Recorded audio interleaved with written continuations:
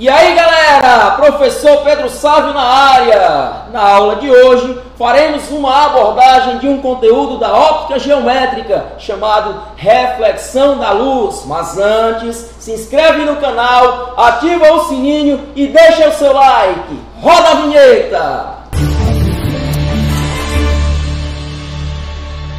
Galera, reflexão da luz, que seria? É o primeiro ponto a discutirmos na aula de hoje. Ora, reflexão da luz é um fenômeno que acontece quando raios de luz provenientes de um meio atingem uma superfície S de separação entre dois meios química ou fisicamente diferentes, de tal modo que retornam para o mesmo meio em que estavam inicialmente. O que foi que tu disse, professor? Ora, raios de luz que se propagam em um meio inicial, ao atingirem uma superfície S entre este e um outro meio, retornam para esse primeiro meio, tá ok? Isso é reflexão da luz. Quais os tipos, professor, que existem de reflexão da luz? Dois especificamente. Acompanha comigo, galera. Nós temos esse primeiro tipo de reflexão em que você pode perceber claramente que os raios que chegam à superfície apresentam um paralelismo e ao retornarem mantêm esse paralelismo, justamente porque esses raios mantêm a linearidade de um em relação ao outro. Esta é a chamada reflexão regular, tudo certo? Isso acontece quando nós temos uma superfície bem plana, ok? Bem polida. Ao contrário do que acontece com esta outra situação, em que estamos diante de uma superfície rugosa, áspera, e que justamente por isso, os raios que inicialmente chegam à superfície paralelos, voltam ao serem refletidos, perdendo a linearidade. Esta é a chamada reflexão difusa. Inclusive, galera, é através dela que nós conseguimos enxergar todos os objetos presentes em nossa volta, tudo certo? Bom, dando continuidade, é fundamental termos em mente alguns elementos que iremos utilizá-los para as representações gráficas da reflexão da luz. Que elementos são esses? Olha só, imagina essa reta orientada que está chegando nessa superfície. A ela eu vou dar o nome de raio de incidência. É o raio incidente, tudo certo? Esta outra reta que ao bater nessa superfície, representada pela letra S, retorna, é o chamado raio refletido, tudo certo? E por fim essa retazinha imaginária, compreendendo aí a normal, sendo ela uma reta perpendicular à superfície S, ou seja, forma 90 graus com a superfície. Para fechar os elementos, nós temos ainda dois ângulos. O ângulo que é formado entre o raio incidente e a normal, chamado de ângulo de incidência.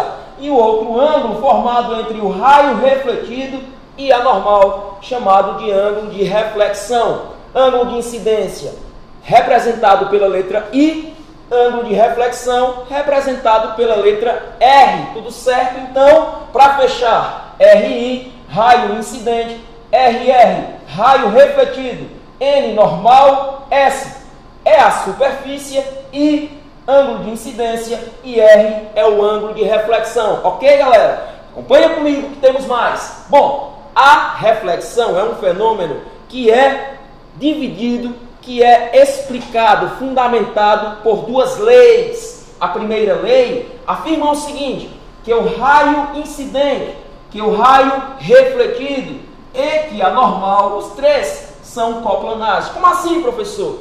Ora, que esses três elementos, o raio que chega incidente, o raio que sai refletido e a normal, estão contidos no mesmo plano, tudo certo? E para encerrar, a segunda lei da reflexão afirma que o ângulo de incidência e que o ângulo de reflexão são congruentes. Em outras palavras, eles apresentam a mesma abertura, o mesmo valor. Outro ponto a ser considerado a respeito da reflexão da luz, e na verdade é uma consequência da reflexão da luz, É a capacidade que esses sistemas refletores têm de produzir imagens de objetos que são postos diante deles. Neste sentido, os sistemas ópticos podem ser classificados em 3 tipos. Nós temos o primeiro chamado de sistema óptico estigmático. Que seria, cara? É o sistema que tem a capacidade de, para cada ponto do objeto, produzir um e somente um ponto na imagem.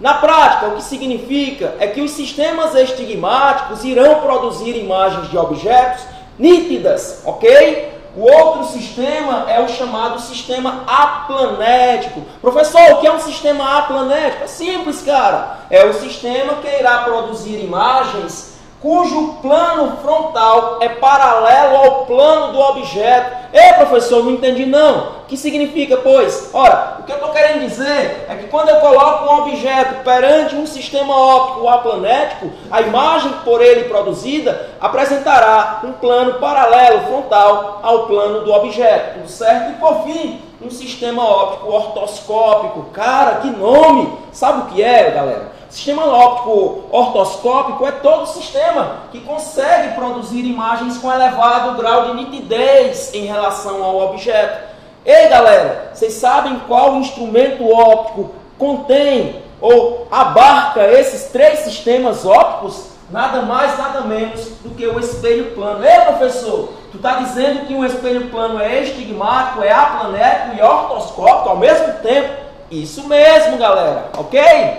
Professor, o que é um espelho plano? Ora, espelho plano é um instrumento que, por apresentar uma superfície bem lisa, bem polida, possuirá um alto poder reflexivo. Como consequência, os objetos que são colocados à frente de um espelho plano possuirão uma imagem com elevado grau de nitidez, com muita semelhança a si.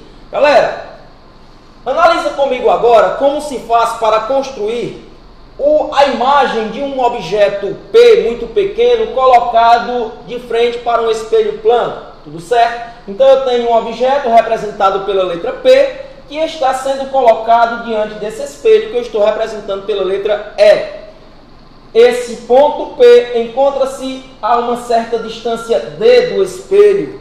Para a gente determinar onde estará localizada a imagem, que eu vou chamar de P', basta que a gente siga 2 passos. O primeiro é traçar uma reta imaginária a partir do ponto P em direção ao espelho, de tal modo que ela seja perpendicular ao espelho. Segundo passo é sabermos, é lembrarmos, é observarmos que a imagem P' estará à mesma distância D do objeto ao espelho. Portanto, cara, se o objeto se encontrar uma distância D do espelho, a imagem P' também estará à mesma distância D do espelho. Tudo certo? Justamente porque objeto e imagem irão apresentar a mesma distância ao espelho, surge uma propriedade fundamental dos espelhos planos. Sabe qual? Simetria. A imagem e o objeto apresentam esse elevado grau de simetria graças ao espelho plano. Tudo certo? Dando continuidade. Professor, como é que eu consigo agora produzir a imagem não mais de um objeto muito pequeno, pontiforme, e sim de um corpo extenso? Corpo extenso esse, pessoal, que eu estou representando pela letra L.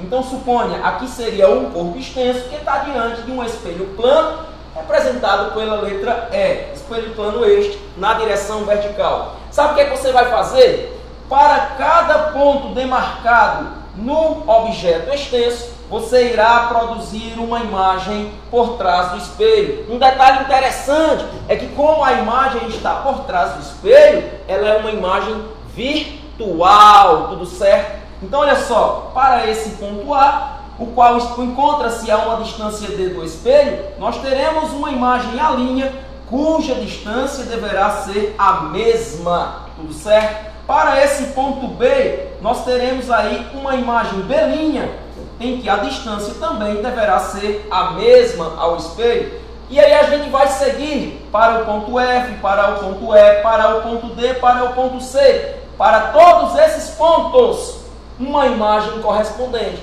Professor, e aí? Depois que eu defino todos os pontos imagens, aí você vai apenas ligar um ponto ao outro. Fazendo a ligação de um ponto ao outro, você vai ter ao final a imagem do objeto que é posto diante do espelho. Um fato curioso que dá para a gente perceber claramente é que objeto e imagem não são superponíveis, tudo certo, pessoal? Galera, para encerrar, vamos definir o campo visual de um espelho plano, tudo certo? O que seria um campo visual do espelho plano? É bem simples, é toda a região à frente do espelho, dentro da qual existirão objetos, cujas imagens poderão ser vistas por um observador. Então, você tem um observador, o qual está sendo representado pela letra O, e antes de determinar o campo visual, produziremos a imagem do mesmo. Para tanto, como já fizemos, determinaremos uma reta imaginária perpendicular ao espelho e à mesma distância do objeto ao espelho estará a imagem. Então eu representarei abaixo do espelho a imagem denominada O'. A partir dela eu traçarei duas retas, tudo certo? A primeira raspando, tangenciando essa borda do espelho e a outra reta tangenciando essa segunda borda. De modo que toda essa região contida entre as duas retas traçadas compreenderá o meu campo visual. Este campo visual é toda a região em que objetos nele contidos apresentarão imagens que poderão ser vistas pelo observador. Galera, eu espero que vocês tenham gostado da aula, eu espero ter contribuído para o aprendizado de vocês. Não esqueça de se inscrever no canal, de deixar o seu like e de ativar o sininho. Um grande abraço!